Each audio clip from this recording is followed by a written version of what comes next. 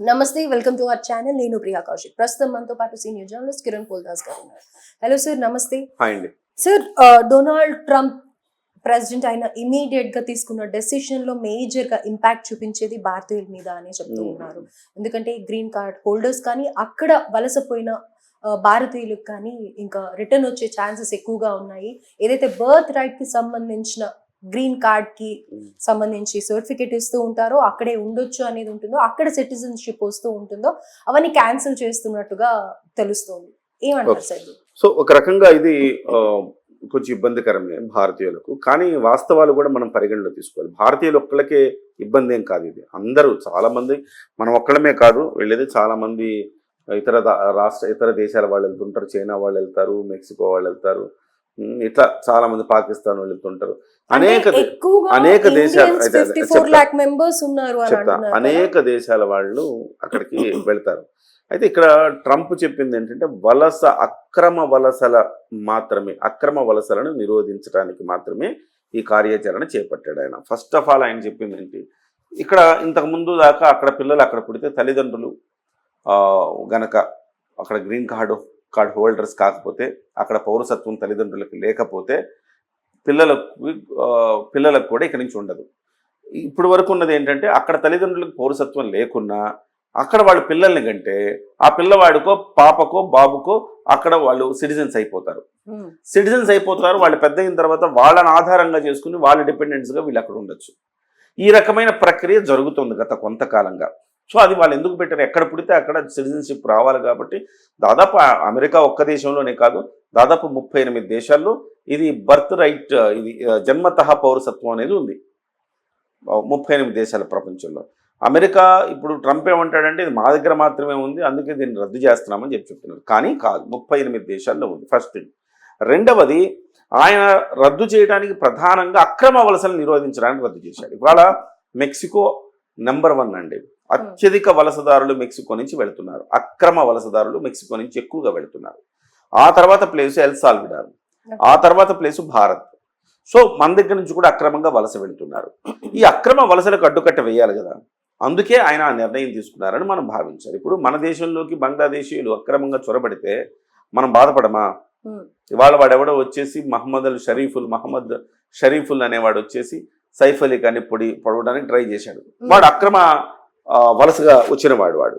So వాళ్ళకి ఇంకా అలాంటి వాళ్ళు దేనికైనా తెగబడతారు. సో అవి నిరోధించకపోతే ఎట్లా? సో కాబట్టి మనలాంటి ఆందోళన వాళ్ళకుండదా? ఇవాళ మనకేదో కొంచెం పెయిన్ అవుతుందని మనం భావిస్తున్నాం. చాలా మంది మాట్లాడుతున్నారు ట్రంప్ చేసింది కరెక్ట్ కాదు, భారతీయులకు షాకింగ్ అని చెప్పేసి చెప్తున్నారు. అది ఎక్కువగా ఇండియన్స్ మీద ఇంపాక్ట్ చూపిస్తుంది అంటున్నారు. ఎందుకు మీరు అక్రమంగా ఎందుకు మిమ్మల్ని వెళ్ళమన్నారు అక్కడికి? మీరు కూడా సక్రమంగానే వెళ్ళండి. అలాగే జన్మతః పౌరసత్వం అనేది ప్రతి వాళ్ళ కష్టపడి అక్కడ ఎక్కువ సంవత్సరాలు ఉంటే ఆటోమేటిక్గా వస్తుంది కదా మీకు. సో ఆ రకంగా మీకు పౌరసత్వం లేకుండా ఏమి ఉండదు, వస్తుంది. కాకపోతే జన్మతః వచ్చే పౌరసత్వం, ఈ అంశాన్ని ప్రతిదీ ఉంటుంది ప్రియాంక గారు. మనకు టెక్నాలజీ కావచ్చు, చట్టాలు కావచ్చు, వీటిని మనం దుర్వినియోగం ఎప్పుడైతే చేస్తామో దాని విపరిణామాలను కూడా ఎదుర్కోవాల్సి వస్తుంది. ఇప్పుడు దీన్ని దుర్వినియోగం చేశాము మనమే కాదు, చాలా మంది ఈ అంశాన్ని జన్మతః పౌరసత్వం ఇవ్వటాన్ని దుర్వినియోగం చేశారు. ఎలా?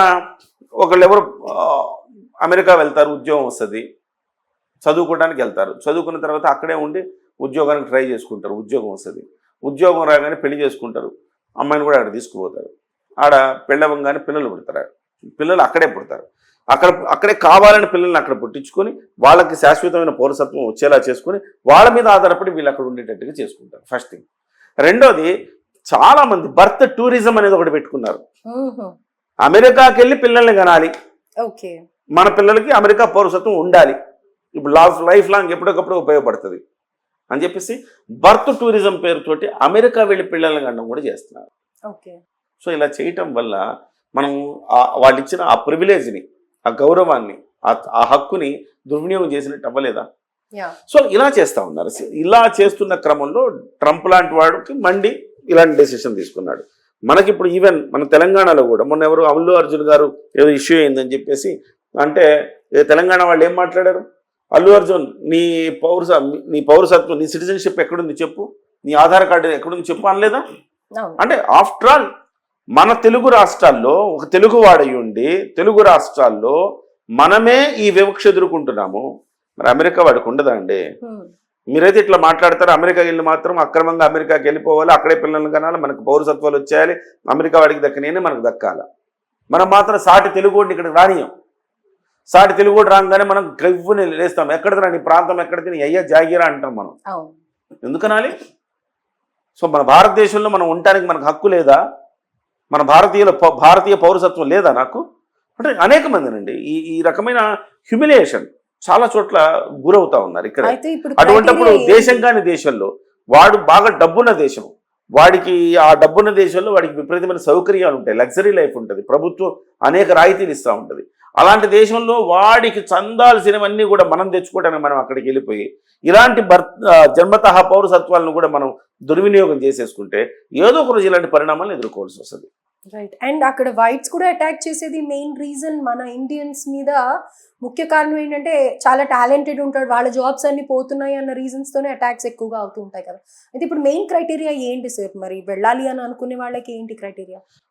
చట్ట ప్రకారం వెళ్ళడమేనండి. చట్ట ప్రకారం కొన్ని నామ్స్ ఉన్నాయి, ఆ నామ్స్ ప్రకారం వెళ్ళాలి, ఆ నామ్స్ ప్రకారం అక్కడ ఉండాలి. ఇన్ని సంవత్సరాలు ఉంటే గ్రీన్ కార్డు వస్తుందని ఏదో చట్టం ఉంది, రూపొందించబడింది. ఆ రకంగా మీరు అవితే మీరు గ్రీన్ హోల్డర్ అయ్యి అన్ని రోజులు అక్కడ వర్క్ చేసి మీరు గ్రీన్ హోల్డర్ అయ్యారనుకోండి, పేరెంట్స్ లో ఎవరో ఒకరు గ్రీన్ హోల్డర్ ఉండాలి. ఉంటే పిల్లలకి వస్తుంది కదా ఆటోమేటిక్ గా. దాంట్లో మిమ్మల్ని ఇబ్బంది పెట్టేది ఏముంటుంది అక్కడ? చట్ట ప్రకారం ఉండంటాడు ఆయన, అంటున్నాడు ఆయన, అంతే, అందరం మించి లేదు.